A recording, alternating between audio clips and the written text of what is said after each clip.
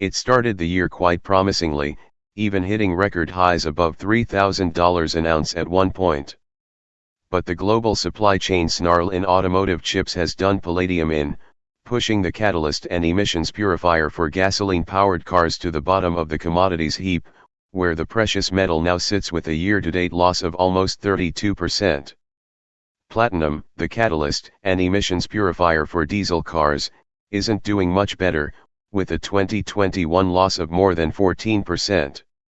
With some of the latest data, it does seem like the worst may be over for auto production, HEBA Alternative Investments said in a blog posted on Monday. The investment manager noted that while the situation in the two so-called platinum group metals, or PGMs, was not back to normal, it was still not as bad as Q3.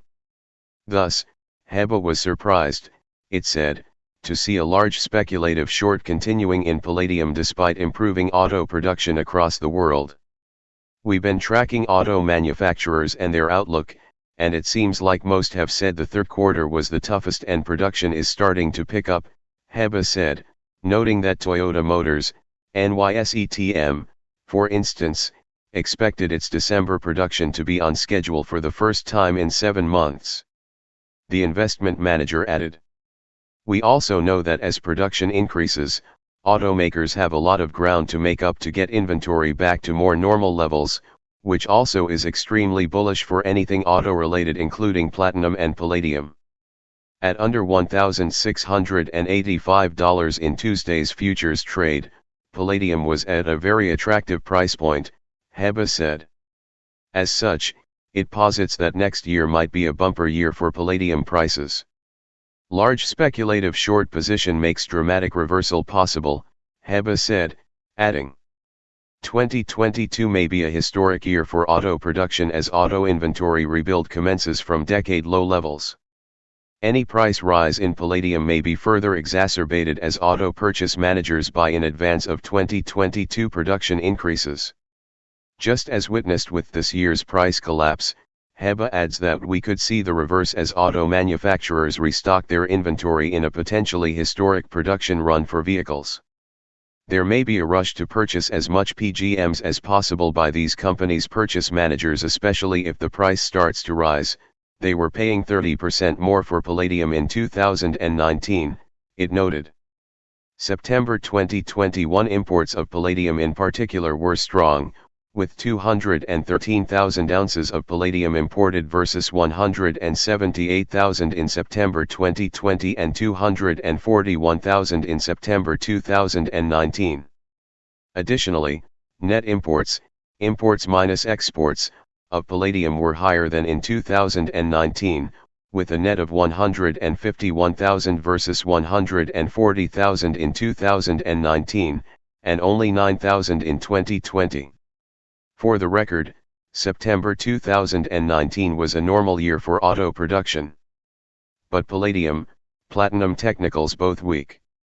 Palladium's long-term monthly chart shows continued weakness, trading well below the previous month's low, says Sunil Kumar Dixit, chief technical strategist at skcharting.com.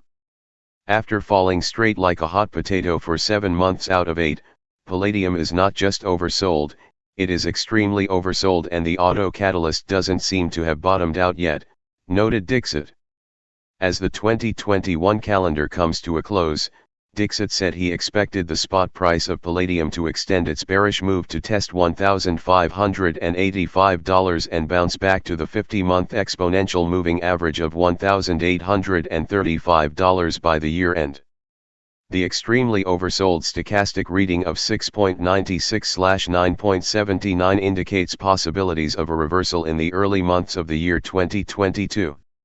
If the 50-month EMA of $1,835 rejects the metal, the coming year would witness an even worse scenario, with prices breaking below $1,500 and exposing $1,350, Dixit said. However, short covering and re-entry of palladium bulls requires strong resolve above the critical 50-month EMA of $1,585 with $2,280 as the first major station. The outlook for platinum was also bearish, though its spot price was trading above the September low of $893, Dixit said.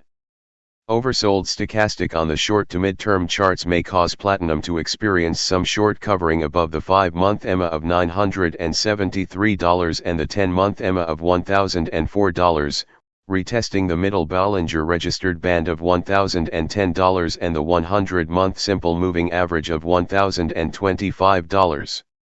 Dixit noted. Platinum traders will be careful about the September low of $893. Breaking this level will extend platinum's decline to $778. Alternatively, strong price action above the 100-month SMA of $1,025 can extend platinum's upside to $1,240 over an extended period of time.